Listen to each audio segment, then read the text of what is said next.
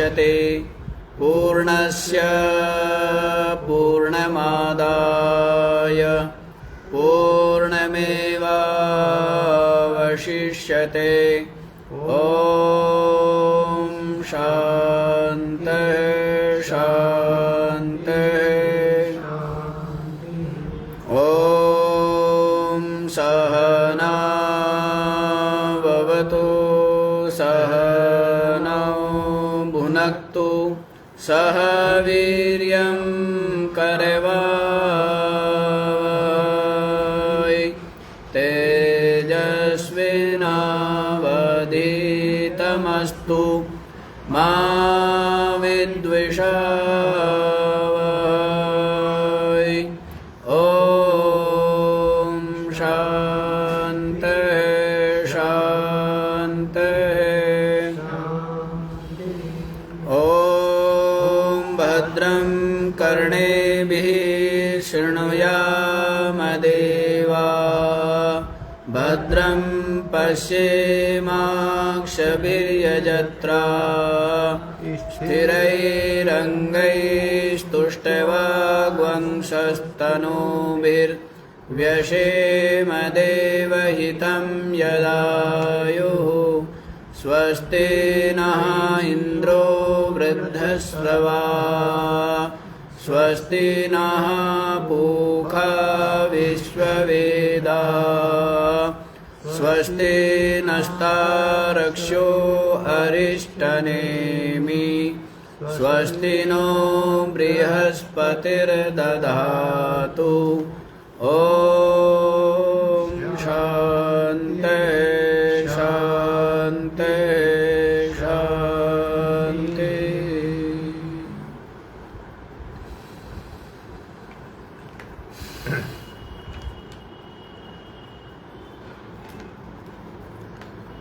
हाँ जी, तो क्या विचार श्रवण कर रहे हैं आप लोग? अभी तक प्रश्नोपनिषद के 5 प्रश्न और उन प्रश्नों का जो समाधान है वो आप लोग श्रवण कर चुके हैं और यहाँ तक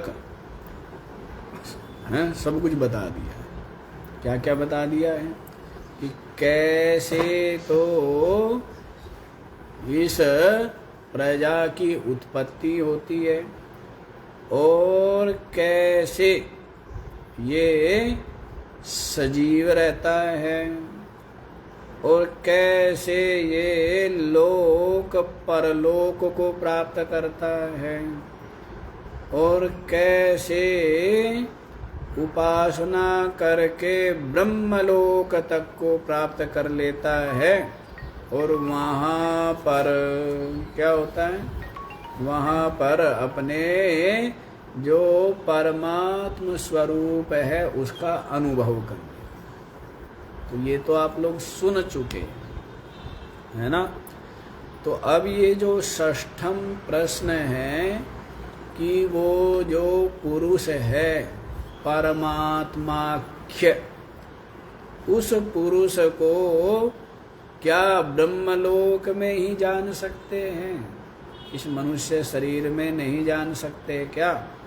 तो उसके लिए ये षष्ठम प्रश्न बता रहे हैं कि उस जो पुरुष है उस पुरुष को इस मनुष्य शरीर में जान करके क्या हो जाता है, वो मुक्त हो जाता है, निर्बंध हो जाता है।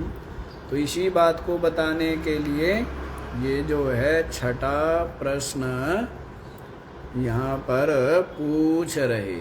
तो पंचम प्रश्न तक समझ आ गया, ब्रह्मलोक तक बता दिया है कि जो ओंकार की उपासना परब्रह्म और अपर ब्रह्म रूप से करते हैं तो उनका फल बता दिया है। अपर ब्रह्म की प्राप्ति है, स्वर्ग आदि की प्राप्ति, और ब्रह्मलोक भी अपर ब्रह्म के ही अंतर्गत आएगा, लेकिन वहाँ पर अपने आत्म स्वरूप की अनुभूति कर लेना, वो क्या है? वो परब्रह्म। हाँ? तो इसी को बताने के लिए अब जो है षष्ठम जो प्रश्न है उसको आप लोग देखिए। अथ षष्ठः प्रश्नः अथ हैनं सुकेशा भारद्वाज पप्रच्छ भगवन् हिरण्यनाभः कौशल्यो राजपुत्रो मामुपेत्य एतं प्रश्नमपृच्छत। षोडशकलं भारद्वाज पुरुषं वेत्था तमहं कुमारमब्रुवम् नाहम् इमं वेद यद्यहम् इमम् अवेदिषम् कथं तेनावक्ष्यमिति। समूलो वा एषा परिशुष्यति यो नृतमभिवदति तस्मान्नार्हामि अनृतं वक्तुम्। स तूष्णीं रथमारुह्य प्रावव्राज तं त्वा पृच्छामि क्वासौ पुरुषा इति। हाँ जी, अथ माने इसके अनंतर जो 6 ऋषि गए हैं पिप्पलाद महर्षि के पास, उन सब में जो वरिष्ठ है, जो श्रेष्ठ है, ऐसे जो सुकेशा जो भरद्वाज के पुत्र है, भारद्वाज जो भरद्वाज ऋषि के पुत्र सुकेशा नाम के ऋषि है, तो उन्होंने एनम पप्रच्छः उन्होंने पूछा। क्या पूछा? भगवन, हे भगवन पिप्पलाद महर्षि, हिरण्यनाभः कौशल्यः राजपुत्रः। अच्छा बोलना है क्या? आप लोगों ने बोला नहीं था क्या? अच्छा। अथः एनम शुकेशः भारद्वाजः पप्रच्छः भगवन् हिरण्यनाभः कौशल्यः राजपुत्रः माम् उपेत्य एतं प्रश्नम् अपृच्छत। षोडशकलं भारद्वाज पुरुषं वेत्था तमहं कुमारम् अब्रुवम् न अहम् इमं वेद यदि अहम् इमम् अवेदिषम् कथं ते न अवक्ष्यम् इति। समूलः वा एषः परिशुष्यति यः अनृतम् अभिवदति तस्मात् न अर्हामि अनृतं वक्तुम्। स तूष्णीं रथम् आरुह्य प्रवव्राज तं त्वा पृच्छामि क्व असौ पुरुषः इति। अच्छा जी, किसने पूछा है? भरद्वाज ऋषि के पुत्र सुकेशा नाम के ऋषि, जो ऋषि गए हैं उन सब ऋषियों में जो क्या है? वरिष्ठ। तो उन्होंने पूछा है, क्या पूछा है? हे भगवन, हे पिप्पलाद महर्षि, हिरण्यनाभः कौसल्यः राजपुत्रः, कौशल देश का हिरण्यनाभ वाला जो राजपुत्र, राजा का पुत्र, राजकुमार, माम उपेत्य मेरे पास आया, एतम प्रश्नम अपृच्छता, और ये प्रश्न पूछा था, मेरे पास आया था और मेरे से ये प्रश्न पूछा था। क्या पूछा था?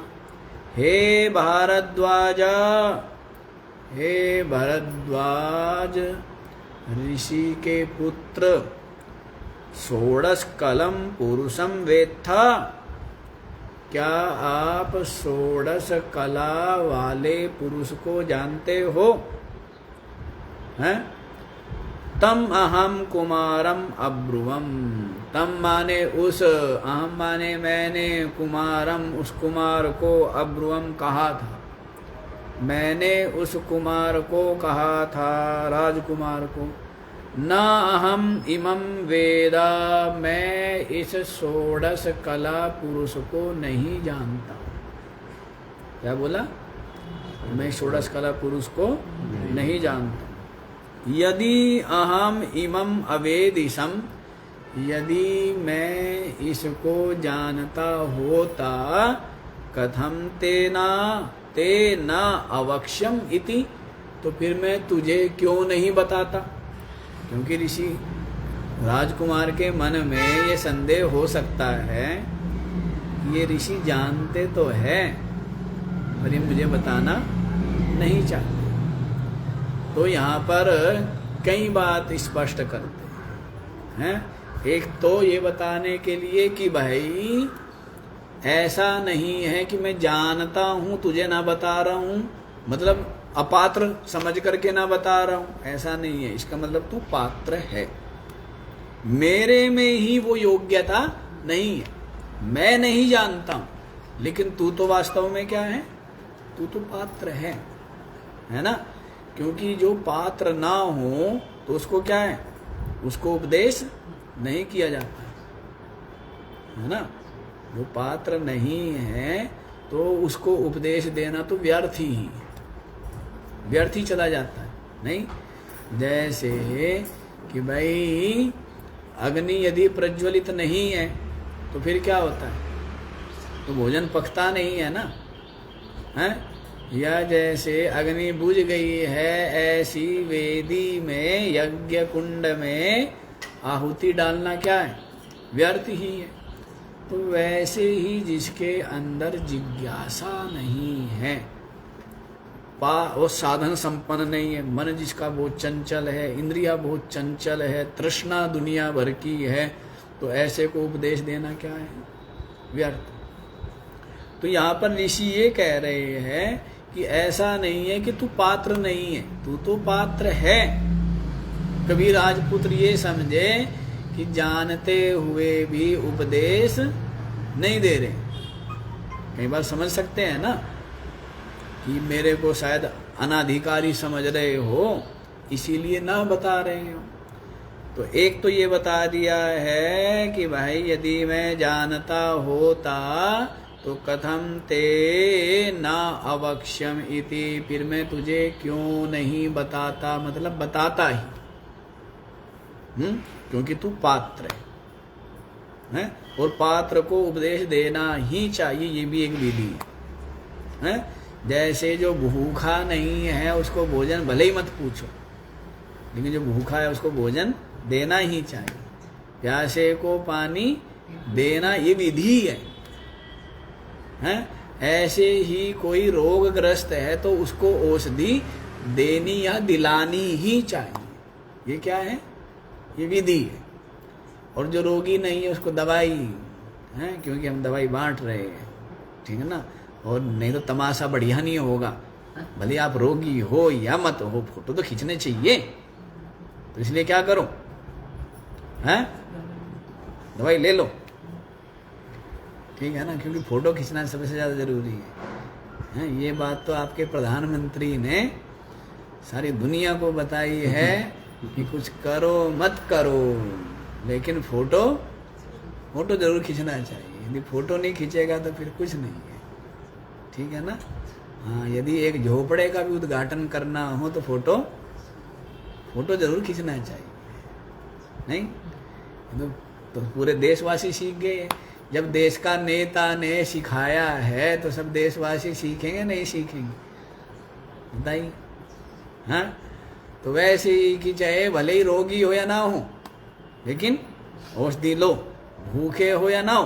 और पूछते लोग उसको है, जिसको भूख नहीं है उसको भोजन पूछेंगे, और जिसको जो भूखा है उसको कहेंगे तू गया नहीं यहाँ से, हैं, भाग जा, नहीं कहेंगे। बताओ, जबकि पात्र कौन है? पात्र कौन है? जल का पात्र कौन है? जो पिपासु है। वैसे ही भोजन का पात्र कौन है? जो क्षुधार्त है। क्षुधा जिसके वो लगी हुई है वो क्या है? वो भोजन का पात्र है। ऐसी जो रोगग्रस्त है वो औषधि का पात्र है, नहीं? देखना चाहिए ना। तो पात्र को, वैसी ऋषि यहाँ कह रहे हैं कि पात्र को उपदेश देना ही चाहिए, ये विधि है। दूसरी बात ये कि तू पात्र है, लेकिन मैं ही उस षोडश कला पुरुष को नहीं जानता।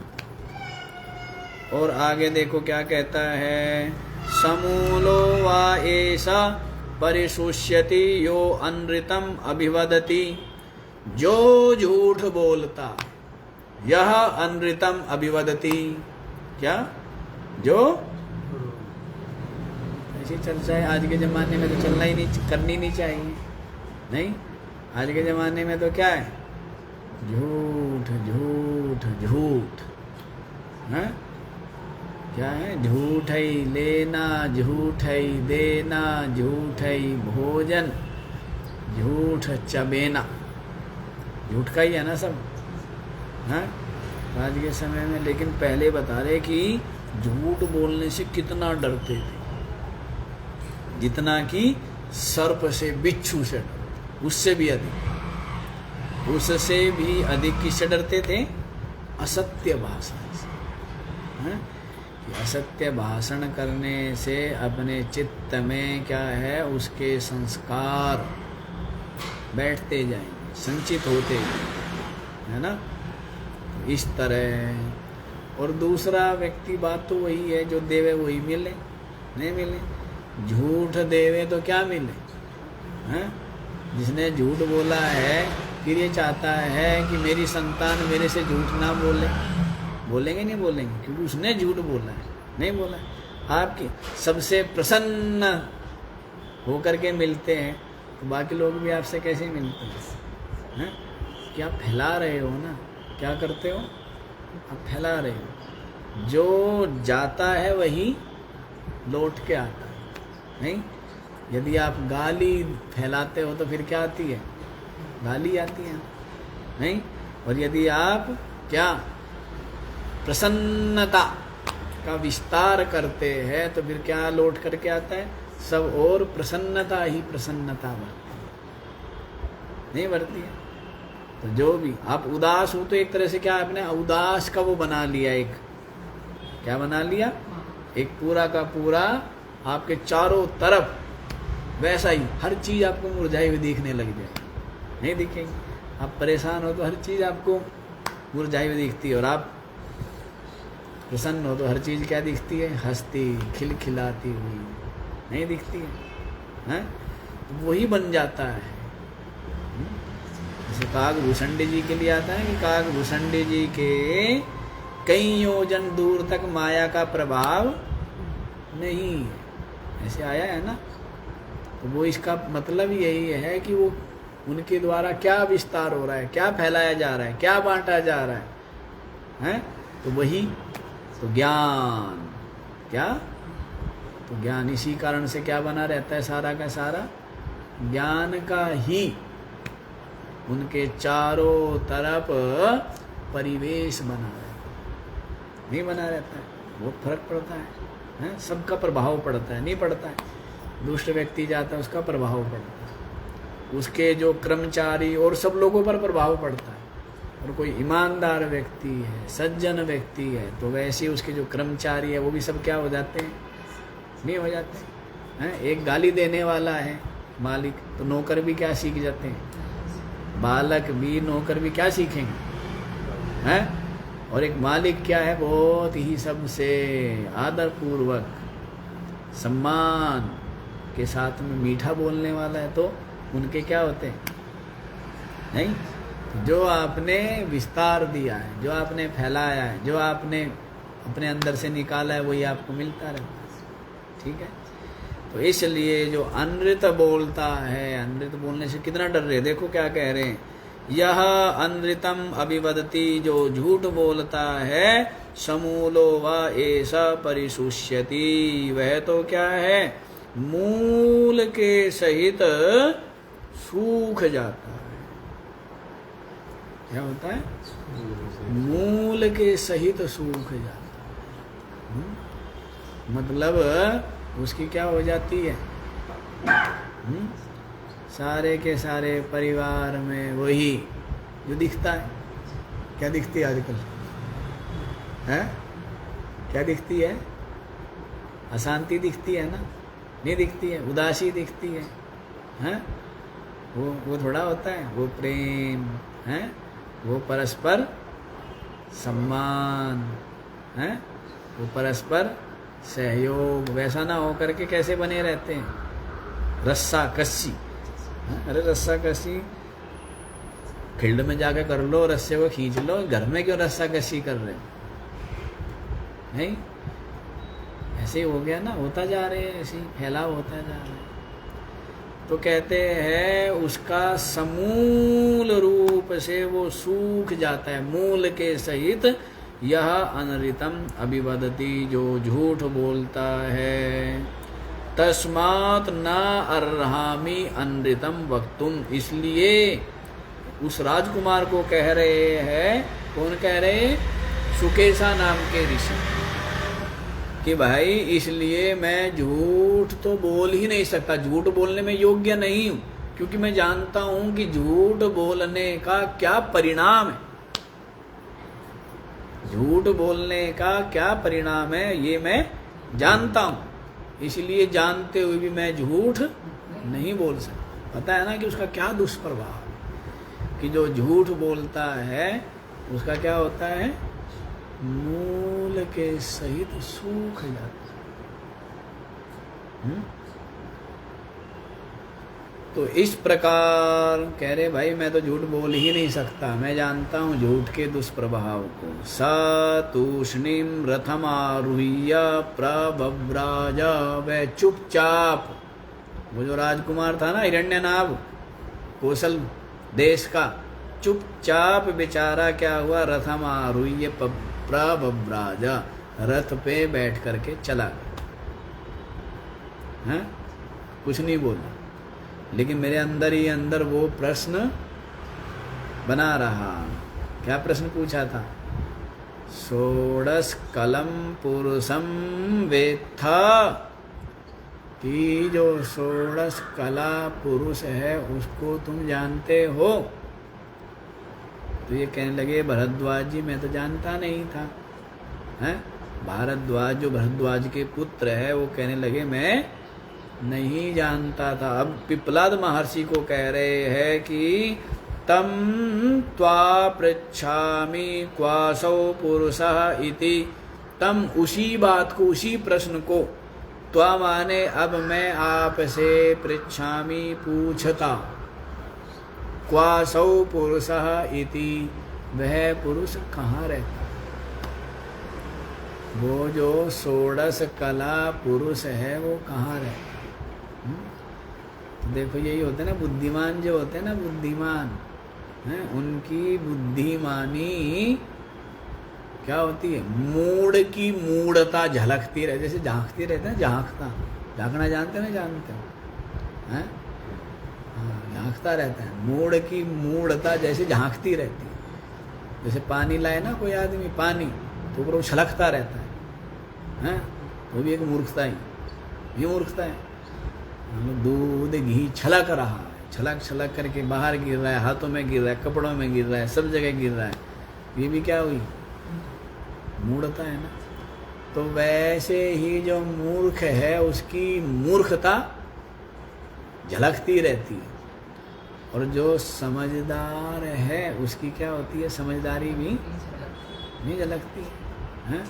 उसके बोलने, उसके बैठने, उसके चलने, उसके खाने हैं, उसकी जो सभ्यता है, उसकी जो विवेकशीलता है वो दिखती है? नहीं दिखती है। हाँ, तो वैसे ही प्रश्न क्या पूछा था कि आप षोडश कला पुरुष को जानते हो, इतना ये पूछ लेता। लेकिन अब इन्होंने पिप्पलाद महर्षि से, यही तो बुद्धिमानी होती है ना, बुद्धिमानी बता ना, बुद्धिमान की बुद्धिमानी तो यही है कि महाराज आप ये बताओ वो षोडश कला पुरुष कहाँ रहता है। तो एक बात और जोड़ के पूछी है, तो पहले तो ये बताना ही पड़ेगा कौन षोडश कला पुरुष है और कहाँ वह रहता है, नहीं? तो जोड़ करके बात पूछनी है। उतना ही पूछे, उतना ही कर, जितना काम बताया उतना ही कर दे सामान्य व्यक्ति है। और समझदार क्या होता है? जितना बताया उसमें भी थोड़ा सा ज्यादा करें। तो ये क्या होता है? अपनी बुद्धि से भी थोड़ा बहुत करना चाहिए ना, तो उससे उसकी समझदारी दिखती नहीं दिखती है।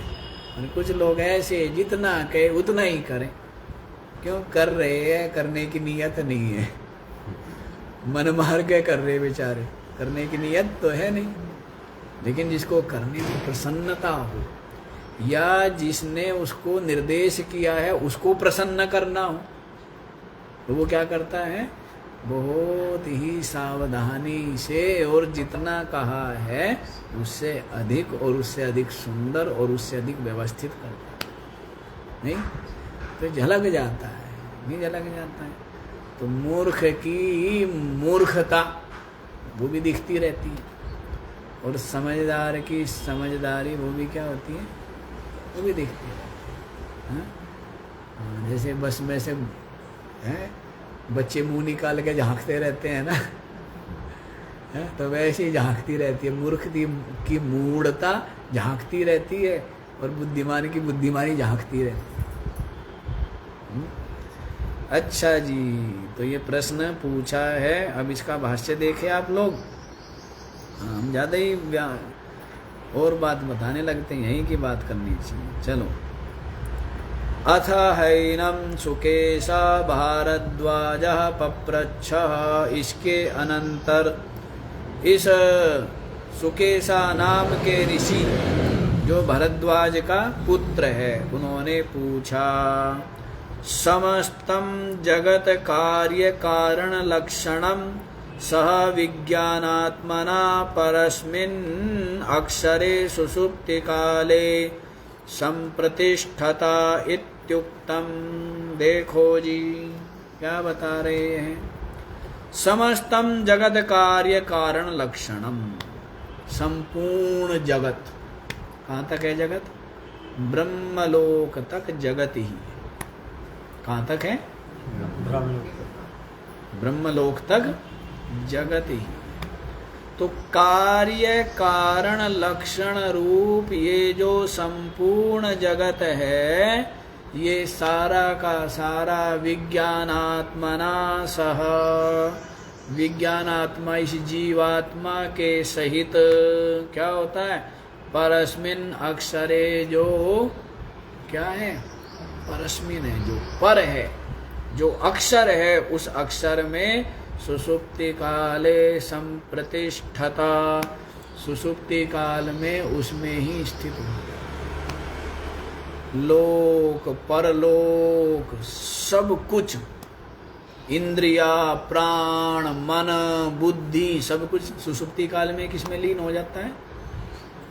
जो अक्षर पर ब्रह्म, किसमें लीन हो जाता है? अक्षर पर ब्रह्म में ही सब कुछ लीन हो जाता है। इत्युक्तम, ये बात हमने कह दी है, ठीक है। सामर्थ्यात् प्रलयेपि तस्मिन् एव अक्षरे संप्रतिष्ठते जगत। ततः एव उत्पद्यते इति सिद्धम भवति। अब ये जो बात बताई थी ना कि सुषुप्ति काल में किसमें प्रतिष्ठित हो जाता है, हाँ, पर ब्रह्म में, अक्षर में। तो इस जो बात बताई है उसके सामर्थ्य से विचार करने से प्रलये अपि, जब जगत का क्या होता है, प्रलय होता है, तो प्रलय में भी तस्मिन एव अक्षरे संप्रतिष्ठते, उसी अक्षर में सारा का सारा प्रपंच किसमें प्रतिष्ठित हो जाता है, उसी अक्षर पर। किसमें?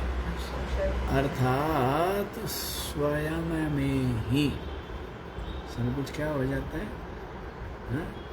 बारंबार बताइए, चिदाकाश से क्या है, चित्ताकाश है। ये आपका मन, आपका मन किससे निकला, अपने आप से निकल गया मन, और मन में से निकल पड़ा, किससे निकल पड़ा है सारा का सारा, है? जैसे जादूगर की वो होती है ना, क्या होती है उसकी, वो टोकरी सी होती है, होता कुछ नहीं है उसमें, और कितना कुछ निकल पड़ता है, सब कुछ। अच्छा ले भाई, ये क्या चाहिए, लो मिठाई, लो कपड़े, लो नोटों के बंडल, है कुछ नहीं उसमें। होता तो क्यों, तो मैं तमाशा दिखाता बेचारा, धूप में बैठ के झोला टांग के घूमता रहता है, मिठाई ना खा लेता है। फिर आपसे कहता है कि जी घर में बासी रोटी तो होगी, हैं? कहता नहीं कहता, यदि रोटी हो, उसके पास मिठाई होती तो बासी रोटी खाता है। लेकिन झोली में से निकाल करके क्या नहीं दिखा देता है, बताओ, कपड़ों का वो लगा देता है, पूरा का पूरा दुकान खोल देता है कपड़ों की। बचपन में हमने देखा है, हैं? चौपाल पर जादूगर, वो देखा इतना कुछ निकाल दिया उसने, पूरी बड़ी चौपाल थी, पूरी की पूरी सामान से भर, इतना सामान है। और नोट की भी क्या थे, यूं बिल्कुल चट्टे लगे, जैसे ईंटों के चट्टे लगते हैं ना, ऐसे कि इनकी नोटों के जो गड्डियां हैं उनके चट्टे लगे हुए। कितना अमीर आदमी है, कुछ उसके पास कुछ भी नहीं, वो दिखने के लिए केवल क्या है, वो तो क्या बोलते हैं, नजरबंद है। इस तरह से वो दिखने लग जाता है। तो वैसे ही ये जो मन है, सारा का सारा संसार कहाँ से निकल पड़ा, मन में से निकल, ठीक है। और फिर सुषुप्ति काल में क्या होता है, और प्रलय काल में, और ज्ञान होने पर भी, समाधि काल में भी, तीन होगी ना, सुषुप्ति काल, प्रलय काल और समाधि। तो उसमें भी क्या होता है, ये मन में ही लीन हो जाता है सारा। और मन किस में लीन हो जाता है, उसी पर ब्रह्म में लीन। किस में लीन हो जाता है, पर ब्रह्म में लीन हो जाता है। तो देखो इसी को कह रहे हैं, सामर्थ्यात् प्रलये अपि तस्मिन् एव अक्षरे संप्रतिष्ठते। सामर्थ्य से प्रलय काल में भी उसी अक्षर में ये सब कुछ प्रतिष्ठित हो जाता है, संपूर्ण जगत। तथा एवा उत्पद्यते इति सिद्धम भवति। और उससे ही क्या होता है, उत्पन्न होता है। क्या होता है, प्रलय काल में उसमें ही जाकर के स्थित हो जाता है। और फिर तथा एव उत्पद्यते, उससे ही उत्पन्न होता है। ये बात सिद्ध हो गई। न ही अकारणे कार्यस्य संप्रतिष्ठानम उपपद्यते। बिना किसी कारण के कार्य की जो संप्रतिष्ठानम न उपपद्यते। कारण में ही क्या होता है, कार्य की विद्यमानता होती है। कारण में ही कार्य होता है। तो कोई कारण ना हो तो उसमें कार्य की संप्रतिष्ठिता नहीं होती, उसमें कार्य स्थित नहीं होता, नहीं होता है ना। जैसे दूध में घृत है, पानी में नहीं। क्योंकि दूध है कारण, और कार्य क्या है, घी। घी क्या है, कार्य, और दूध क्या है, कारण। तो कारण में ही क्या होता है, कार्य स्थित होता है। किसमें स्थित होता है? कार्य कारण में स्थित होता है। अब पानी है, पानी घी का कारण नहीं है, तो पानी में घी है क्या? नहीं है ना। तो उसी को कह रहे हैं कि अकारणे कार्यस्य संप्रतिष्ठानम न उपपद्यते। जो कारण नहीं है उसमें कार्य की स्थिति नहीं संभव होती। कारण में ही कार्य क्या होता है, लीन हो जाता है। जैसे घड़ा मिट्टी से पैदा हुआ और कहाँ जल जाता है, मिट्टी। लहरें जल से प्रकट हुई और कहाँ विलय हो जाती है, जल में। इसी प्रकार से तो कारण में ही कार्य क्या हो जाता है, लय हो जाता है। उक्तम च, और कहा भी है, आत्मनः एष प्राणो जायते इति। पीछे आपने सुना ही था इसी में। ये जो प्राण है ये किससे उत्पन्न होता है, आत्मा से। अच्छा सुना था ना। जैसे छाया, पुरुष, जैसे शरीर की छाया होती है, छाया किससे उत्पन्न हुई है, शरीर से।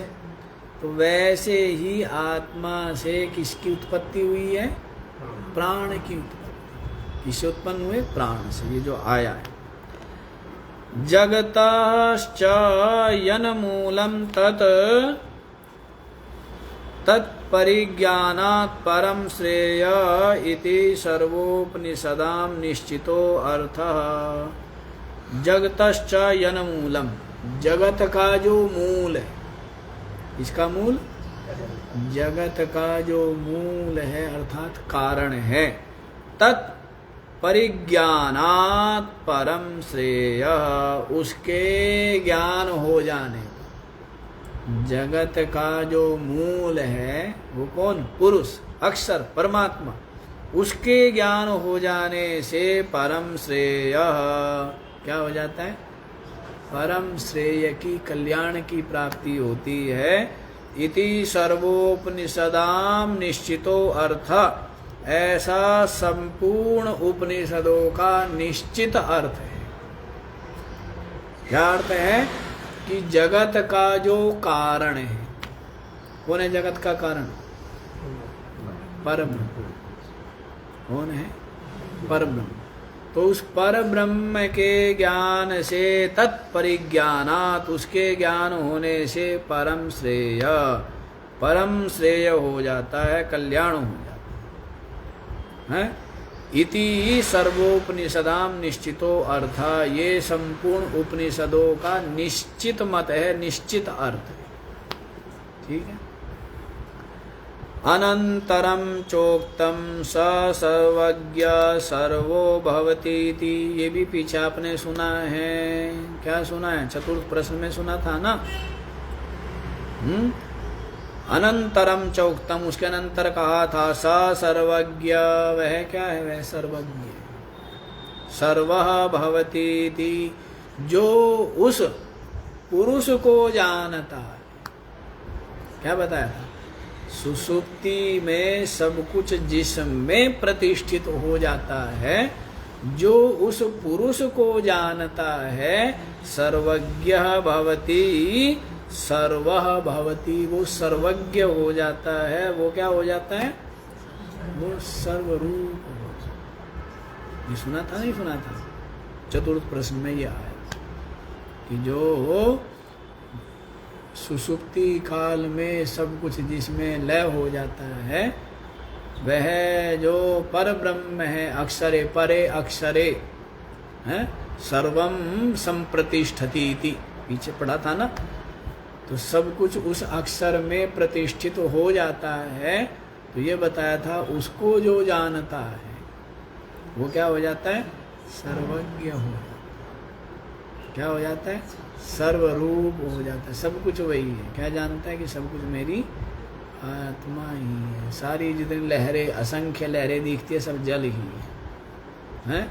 वैसे असंख्य नाम रूप दिख रहे हैं, लेकिन ये सब के सब नाम रूप क्या है, जो अधिष्ठान ब्रह्म है, निराकार तत्व, अपनी आत्मा, उसमें ही सब कुछ अध्यस्त है, कल्पित, वही सब रूप है। तो सर्वज्ञ सर्वा भवती थी, ये भी कहा है। वक्तव्यम च, और आगे कहेंगे भी, क्वा तर्हि तदक्षरम सत्यम पुरुषाख्यम विज्ञेयम। क्वा, कहाँ पर, तर्हि तदक्षरम, वह जो अक्षर सत्य नाम वाला, पुरुष नाम वाला, वह जो अक्षर ब्रह्म है, क्व विज्ञेयम, कहाँ जानने योग्य है, हैं? वह कहाँ जाना जाए? कौन?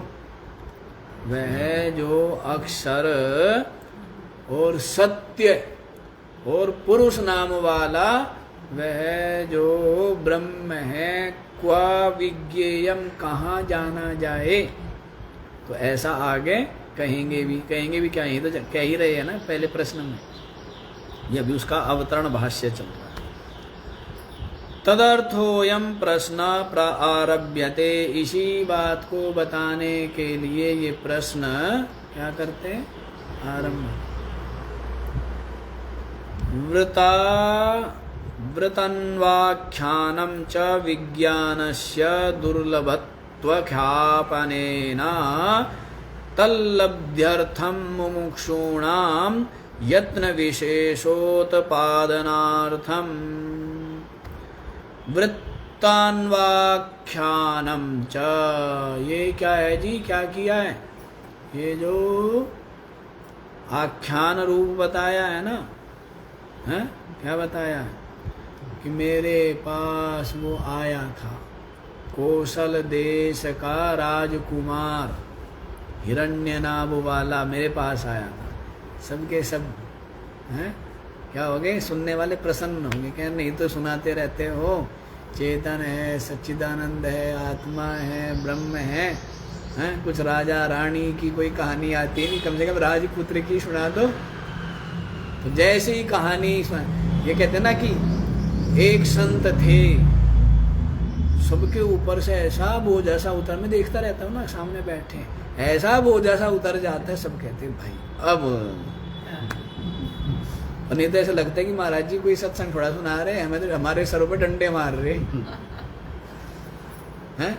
और जहां सुनाया कि एक राजा थे, हैं, और वो यूं अपने साथियों के साथ में, हैं, ऐसा जंगल में शिकार खेलने, वहां पर तरह तरह के कोई गोर वर्ण, कोई कृष्ण वर्ण, अनेकों प्रकार के क्या थे, हिरण थे, हैं? और वहां पर जो प्रजा थी वो उनके आतंक से पीड़ित थी, सबके सबके आनंद आ गया। यदि कहानी नहीं सुनाई ना महात्मा ने सत्संग के बीच में, क्या सत्संग सुनावे यू, क्या सत्संग नहीं सुनाता ये तो पता नहीं क्या सुनाता है, हैं? और सत्संग सुन, कहानी हो बीच में, सबको याद क्या रहती है, क्या जी हम तो मिला दूध पीने वाले, और वो भी कौन सा, बराबर का पानी मिला के, क्या हजम ही ना हो, और आप सबको दे देते हो क्या बना बना करके, हैं? वो पेड़े, हैं? कहते पेड़े नहीं अपने को हजम हो। जहाँ पानी बराबर का डाल के दूध देवे तो फिर क्या हो जाता है, तो कहानियाँ चाहिए, ये होता ही है। पहले हम भी जितने कोई पुस्तकें होती थी ना, उनकी सब कहानियाँ पढ़ते थे बस, कहानी जब छोटे थे ना, वही हमारा टीवी था, वही मोबाइल था। आजकल के बच्चों के पास तो क्या है, हैं? बहुत चीज़ें नहीं, टीवी अलग और मोबाइल तो कहना सबका फूफा है, नहीं? मोबाइल में तो क्या नहीं है, ये बताओ, सब कुछ है ना, हैं? तो इसलिए अब आजकल के लोगों को फुर्सत कहाँ है, तो उससे मनोरंजन तो कुछ नहीं करते हैं, बल्कि क्या करते हैं, दिमाग और ज़्यादा क्या होता है उनका, फ्रेश होता है या बोझिल होता जाता है ना। तो हमारा मनोरंजन था पुस्तकें पढ़ना, हमारा ये मनोरंजन था, हैं? और आश्रम में सेवा करना, ये मनोरंजन था हमारा।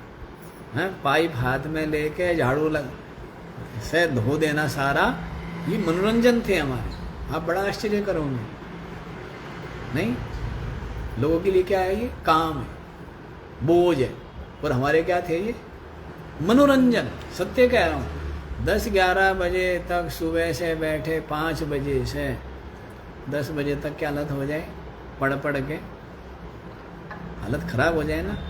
तो 5 घंटे ऐसे थोड़ा कि किताब सामने है और इधर देख रहे हैं, वो पढ़ाई थोड़ा होती है। तो आप सोचो, सुबह 5 बजे से 10 बजे तक पढ़ के थक जाएंगे पूरी तरह, क्या हालत होगी? फिर 10 बजे से फिर हाथ में क्या उठाओ? झाड़ू। एक हाथ में सींक वाली झाड़ू और एक हाथ में, आजकल तो झाड़ू उठाने में शर्म आती है। वाइपर धोएंगे भी ना तो वाइपर से धोएंगे। हम तो ऐसे, इसमें सत्यानाश क्यों नहीं हो रहा इनका? हमें तो बड़ा आश्चर्य है, हैं? काम तो इनके ऐसे सत्यानाश होने की कि इनको रोटी भी ना मिले।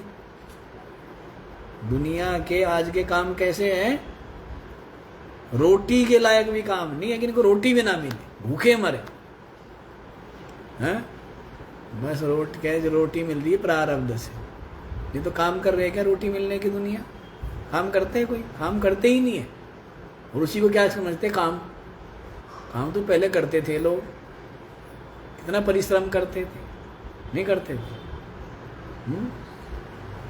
तो अब आजकल तो रूम में तो बड़ा आश्चर्य करते हो कि इनको रोटी कैसे मिल रही है।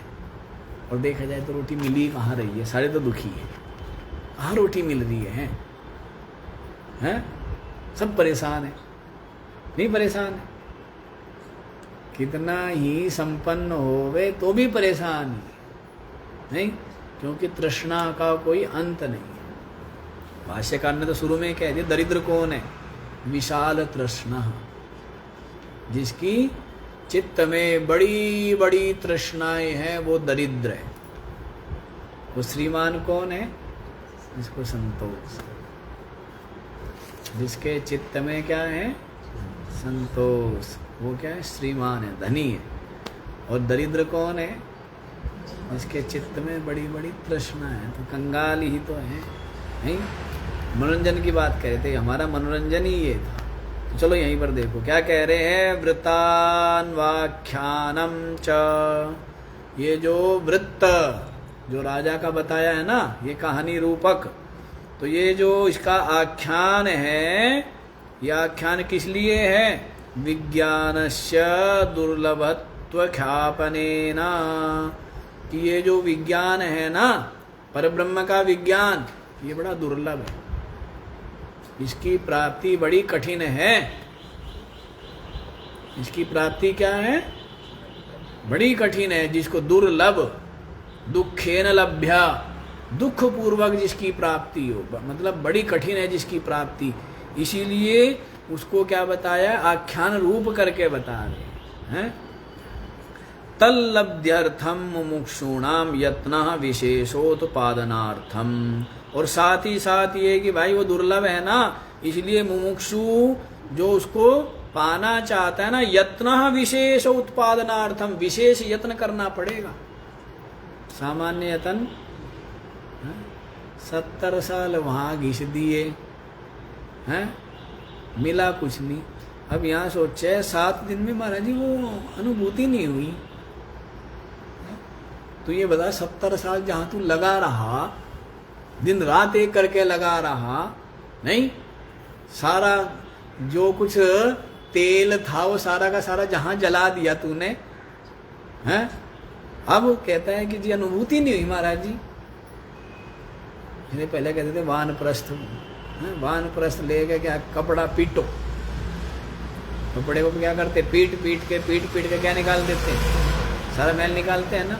तो वानप्रस्थी इसलिए वानप्रस्थ होते थे कि इतना तप, इतना त्याग, इतनी साधना कि चित्त में जो जमे हुए संस्कार है वो सबके सब क्या हो जाए?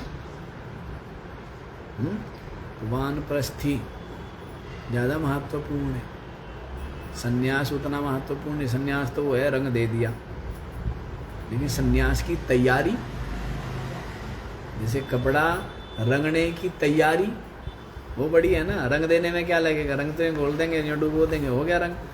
और उसकी तैयारी, उसमें जो भी मांड है, जो भी उसमें भरा हुआ है, वो सब निकालना पड़ेगा। नहीं पीट पीट करके नहीं निकालना पड़ेगा। तो वैसे ही वानप्रस्थी है सन्यास की तैयारी, वानप्रस्थ अवस्था, जिसमें जो भी लोभ मोह स्वार्थ के जो भी संस्कार हैं, जो भी जाने अनजाने जो भी कुछ पाप हो गए हैं, उन सब के प्रायश्चित, उनका पश्चाताप है, और इतना त्याग और इतना तप और इतनी साधना, इससे बिल्कुल मन क्या हो गया, निष्पाप हो गया। क्या हो गया? और फिर बस संन्यास दे दिया है। क्या कह दिया? सच्चिदानंद। क्या नाम रख दिया कि भाई तू शरीर नहीं है, तू सच्चिदानंद। ये तो संन्यास है कि अपने आप को क्या माने, सच्चिदानंद साक्षी आत्मा, है ना। ये संन्यास है। तो पहले सारे धोने पड़ते हैं। तो इसी बात को बता रहे, मुमुक्षुणाम यत्नः विशेषोत्पादनार्थम। मुमुक्षु लोग उसकी प्राप्ति के लिए क्या करेंगे जी? विशेष यत्न करेंगे तो ही उसकी प्राप्ति होगी। विशेष यत्न उत्पन्न करने के लिए बतला दी है ये आख्यायिका रूपक। देखो आगे जल्दी जल्दी। हे भगवन् हिरण्यनाभो नामतः कौशलायां भवः कौसल्यः राजपुत्रो जातितः क्षत्रियो मामुपेत्य उपगम्य एतम् उच्यमानं प्रश्नम् अपृच्छत। हे भगवन् हिरण्यनाभ नाम वाला, कौशलायां भवः कौशल्यः कौशल देश में उत्पन्न हुआ, कौशल देश में उत्पन्न हुआ, राजपुत्रः जातितः राजा का पुत्र है, तो जाति से क्या है वो? क्षत्रिय है। तो मामुपेत्य मेरे पास आकर के, उपगम्य मेरे समीप आकर के, एतम उच्यमानम ये जो मैं कहूँगा, ये जो उच्यमान प्रश्नम अपृच्छत, ये उच्यमान प्रश्न पूछा था। षोडश कलम षोडश संख्याकः कलह अवयवा इव आत्मनि अविद्याध्यारोपित रूपः यस्मिन् पुरुषे सोयम षोडश कलह तम षोडश कलम। अच्छा जी, देखो क्या है षोडश कलम माने षोडश संख्या का, 16 संख्या वाला। कलह माने अवयवा, इव अवयव के समान। कला माने जो क्या है? अवयव के समान। आत्मनि, अब समझ लो कलाएं क्या है? आत्मनि अविद्याध्यारोपित रूपा। सबकी सब कलाएं परमात्मा में क्या है? अविद्या से अध्यारोपित, वास्तव में निष्कल है। वास्तव में तो क्या है? ब्रह्म निष्कल है ना। ये सारी कला अपनी आत्मा में क्या है? अविद्या से अध्यारोपित है। तो ये जो षोडश कला है, समझ आ गई? तो कला क्या है? अवयव के समान। तो आत्मा में अविद्या से अध्यारोपित है। यस्मिन् पुरुषे, जिस पुरुष में, जिस ब्रह्म में, परमात्मा में, सोयम षोडश कलह, उस पुरुष को क्या कहते हैं? षोडश कलह, ब्रह्म परमात्मा। तम षोडश कलम, उस षोडश कला वाले। हे भारद्वाज पुरुषम वेत्थ विजानासि, तुम उस षोडश कला पुरुष को जानते हो? किसने पूछा था? हिरण्यनाभ नाम के जो राजकुमार है उसने पूछा था। किससे? भारद्वाज से, सुकेशा नाम के ऋषि से।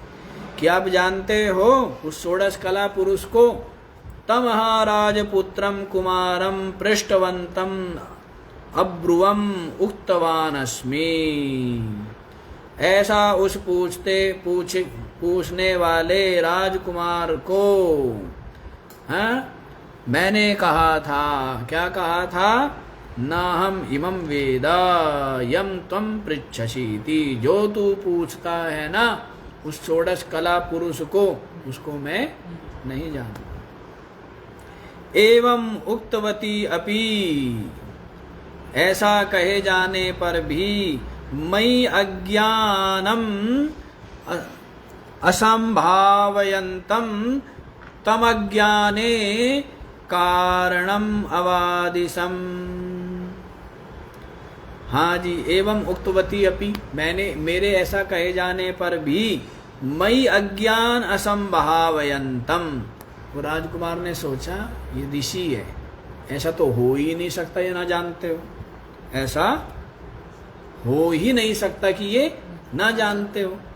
ये जानते तो है लेकिन मुझे बताना नहीं चाहते। तो ऐसा उसके मन में होवे तो तम अज्ञाने कारणम अवादिशम, तो मैंने उसको अपने अज्ञान का कारण भी बता दिया है, अपने अज्ञान का कारण भी मैंने उसको बता दिया था। यदि कथंचिद अहम इमं त्वया पृष्टम पुरुषम अवेदिशम विदितवान अस्मि, यदि कथंचिद, यदि कभी अहम इमं त्वया पृष्टम पुरुषम अवेदिशम विदितवान अस्मि, तेरे द्वारा पूछे हुए पुरुष को यदि मैं जानता होता तो कथम अत्यंत शिष्य गुणवते अर्थिने। अरे तू तो बिल्कुल क्या है, विनम्रता पूर्वक है, अहंकार से पूछ भी नहीं रहा है। कथम अत्यंत शिष्य गुणवते, तू तो अत्यंत जो शिष्य के गुण है उनसे संपन्न, तेरे अंदर क्या है, हाँ? जो शिष्य के गुण होने चाहिए, अत्यंत शिष्य गुणों से संपन्न है तू, अर्थिने, और साथ ही साथ क्या उसका जिज्ञासु भी है ना। ते तुभ्यम नावक्ष्यम नोक्तवान अस्मि, तो मैं तुझे क्यों ना कहता, ना ब्रूजादित्यर्थ, मैं तुझे क्यों नहीं ब्रूयामा, मैं तुझे क्यों नहीं बोलता, क्योंकि तेरे अंदर तो पात्रता भी है और अत्यंत शिष्य गुणों से तू युक्त भी है। तो यदि मैं जानता तो तुझे क्यों नहीं कहता, क्यों नहीं बतलाता। भूयोपि अप्रत्ययम इव आलक्ष्य प्रत्यायितुम अब्रुवम, दोबारा फिर अप्रत्यम इव लक्षितम प्रत्यायितुम, ऐसे लगा कि ये समझा नहीं है, मेरी बात अभी भी इसके अंदर बैठी नहीं है, पहुंची नहीं है।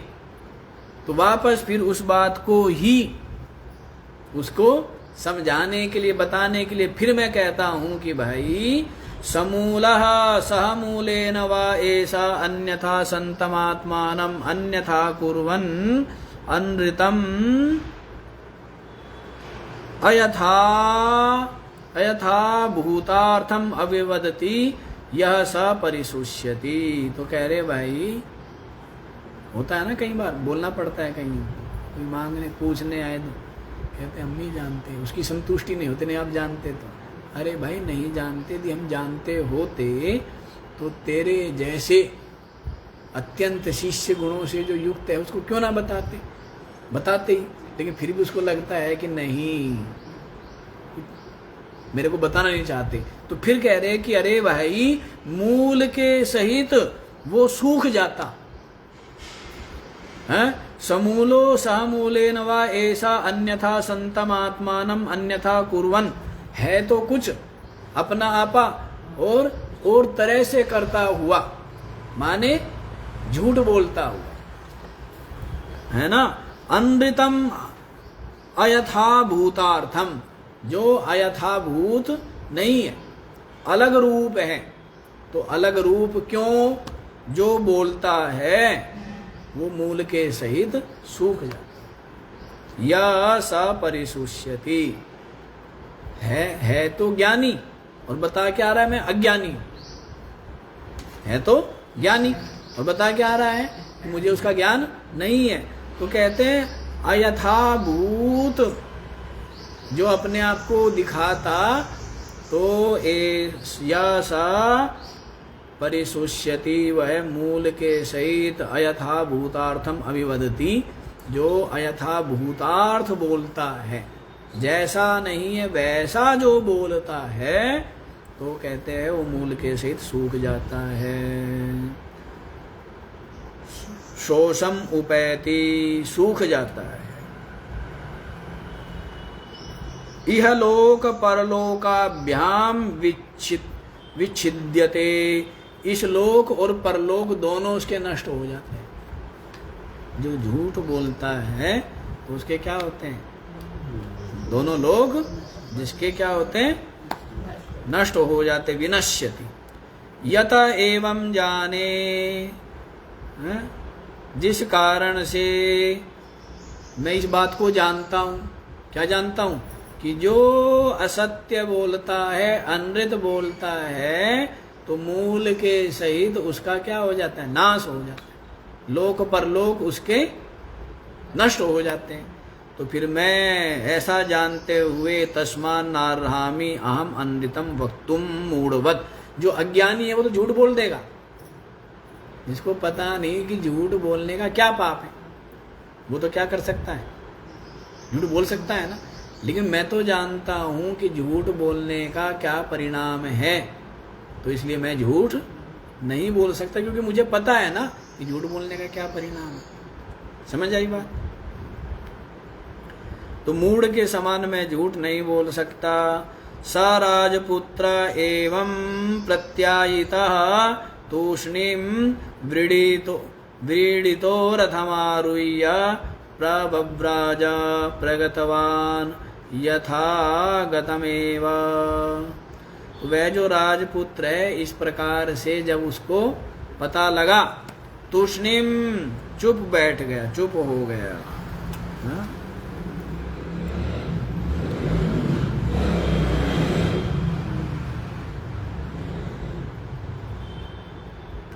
अच्छा, व्रीडितः जैसे हो जाता है ना आदमी कि भाई एक तरह से निराश, क्या हो जाता है? निराशा मिलती नहीं मिलती है। जैसे किसी ने दही को मथा, उसको क्या मिलेगा? मक्खन। और किसी ने पानी को मथा, उसको क्या मिलेगी? निराशा। क्या मिलेगी? निराशा मिलेगी ना। पुरुषार्थ तो उसने भी किया है, लेकिन क्या हाथ लगी? निराशा लगी। तो वैसे ही कह रहे हैं कि वह जो है तूष्णीम, चुपचाप, व्रीडिता रथमारुह्य, एक तरह से निराश होकर के अपने रथ में बैठ करके आया। तो बड़ा आशा लेके था, ऋषि के पास जाऊंगा, उनसे पूछूंगा, मेरे प्रश्न का, शंका का समाधान होगा, मेरा ज्ञान दूर हो जाएगा। आया तो इस आशा से था, लेकिन निराश होकर के रथ में बैठ करके प्रगतवान यथागतमेव, जहां से आया था वहीं पर वापस चला गया। अतो न्यायता उपसन्नाय योग्याय जानता विद्या वक्तव्या एव। इसलिए ये बात सिद्ध हो गई न्याय से कि जो उपसन्नाय योग्याय जानता, जो योग्य हो और जो आपके समीप आया हो, विधिवत, विनम्रता पूर्वक, श्रद्धा से युक्त होकर, तो यदि आप उसको जानते हैं तो जानता विद्या वक्तव्या, आप उस विद्या को जानते तो उसको बतानी चाहिए। अनृतम च न वक्तव्यम सर्वासु अपि अवस्थासु, किसी भी अवस्था में झूठ नहीं बोलना चाहिए। समझ आया? किसी भी अवस्था में झूठ नहीं बोलना चाहिए। जानते हुए भी कई लोग होते हैं ना, दूसरों को सिखाना नहीं चाहते हैं कि नहीं तो फिर क्या है, मेरा कोई महत्व नहीं रहेगा। छोटी बुद्धि जिनकी होती है, जो जिनकी बड़ी बुद्धि होती है, तो सोचते जितना बांटेंगे हैं उतना अपनी विद्या भी बढ़ेगी और उतना लोग शिक्षित संस्कारी भी होंगे, वो भी सुखी रहेंगे और साथ ही साथ अपने प्रति सदा कृतज्ञ, और कृतज्ञ भी नहीं होंगे, कम से कम उनका जीवन अंधेरा पूर्ण तो नहीं होगा, प्रकाश युक्त तो होगा। लेकिन जो छोटी बुद्धि वाला होता है ना, ये देखना आपने, और ये महिलाओं में विशेष गुण होता है, हैं? महिलाएं तो हमें सोचती होंगी कि भाई महाराज जी तो हमारे पीछे पड़े रहते हैं। ये गुण होता है कि कभी वो यदि उसको ये बात आ गई तो तेरी अहमियत क्या हो जाएगी? कम ना हो जाए तेरी अहमियत, नहीं?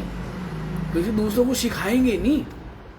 हम देखते रहते हैं, हमने दुनिया का तमाशा ही देखा और किया क्या अब तक हमने, दुनिया, हम तो तमाशा देखते रहते हैं दुनिया में, हैं?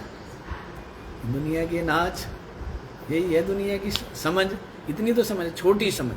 और जिसकी बड़ी समझ हो तो वो तो क्या करता है, उतना ही अधिक विद्या को, ज्ञान को बांटेगा। अरे और भी कुछ नहीं, कम से कम लोग सुखी तो रहेंगे, प्रसन्न तो रहेंगे, रोएंगे तो नहीं। आभार ना भी माने आपका, कृतज्ञता न भी स्वीकार करें तो भी वो सुखी रहे, तो छोटी बात है क्या? पर उनको तो इतनी बुद्धि संकुचित होती है ना, वो छोटी बुद्धि होती है, वो चाहते नहीं है कि मैं अपने दांव पेच या अपना ज्ञान किसी को सिखाओ।